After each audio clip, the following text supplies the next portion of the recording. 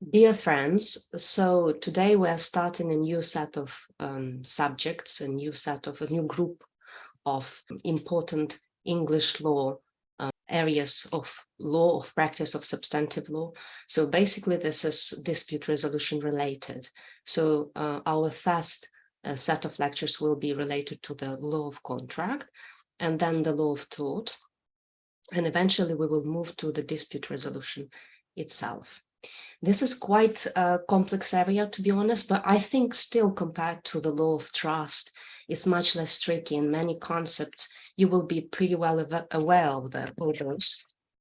Give me a second. So yeah, at the same time, it involves a lot of case law, obviously, because it's dispute resolution related.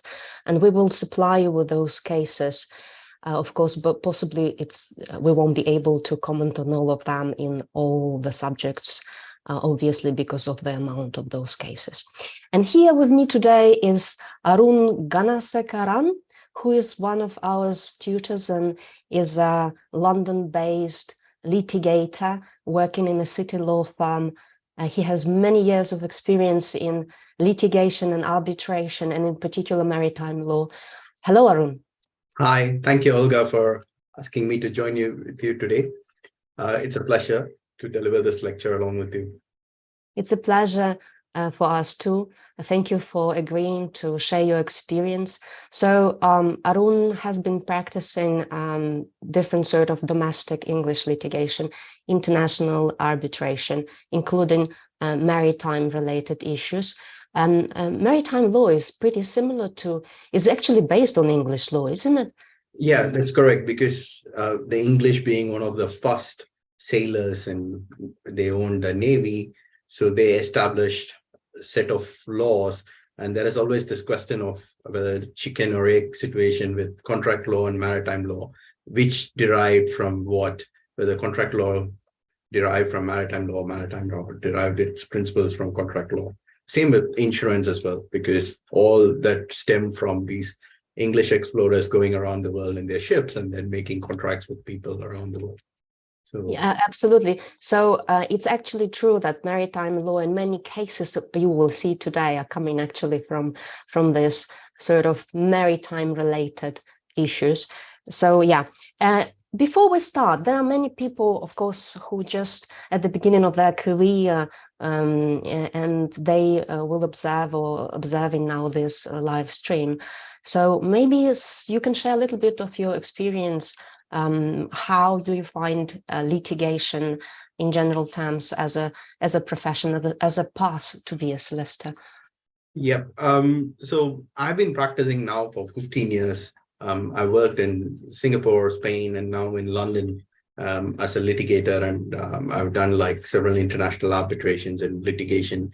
One of the things is like, this is exactly what I wanted to do as a kid, like to become a lawyer and enjoy the adrenaline rush of standing before a judge or an arbitrator, put up your case, plead the best case for your clients. And I'm doing that, just that it's highly stressful. You are crunched with time. Like, for instance, during the Easter vacation, we were trying to avoid an arrest of a ship in Egypt. And so I didn't have a holiday. I was like working through my holiday. And you can see by my bald head, like I lost all my hair.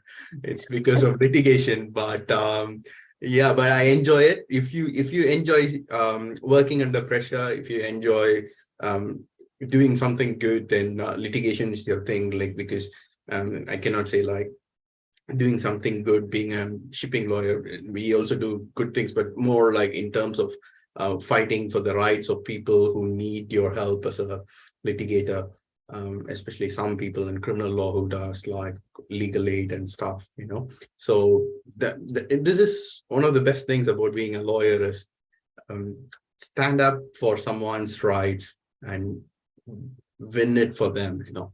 So yeah, it should be very rewarding, I'm sure. So thanks for this intro, and now maybe people who are about to decide about the path they should take into account advices of many experienced professionals, and have an opportunity actually to practice this or that area of law as a part of the, preliminary stage. And I think this would be one of the best ways to touch the waters, to understand if this is your area or not.